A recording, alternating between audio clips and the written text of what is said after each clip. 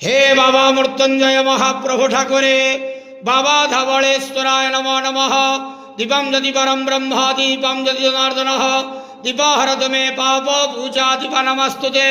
धवलेश्वर महाप्रभु संसार सुखी रखंतु। आज शुभ शनिवार रे समस्त श्रद्धालु भक्त मान को आश्रीपद करंतु। मनस्कामना पूर्ण करंतु। कर्म क्षेत्र उन्नति करंतु। ग्रहरिष्ट मान खंडन करंतु। जगतर मंगल करंतु। विश्वर कल्याण करंतु। आपणकर नाम प्रकाश करंतु। सेवकर डाक श्रवण करंतु। समस्त गुआवसा भक्त मानकर मनस्कामना पूर्ण करंतु। महाप्रभु धवलेश्वराय नमः। संसार सुखी रखंतु आनंद के वार। हरि बोलो। आज शुभ शनिवार रे समस्त श्रद्धालु भक्त मान को आश्रीपद करंतु आनंद के वार। हरि बोलो। हर हर महादेव शिव शंभो। बाबा धवलेश्वराय नमो नमः।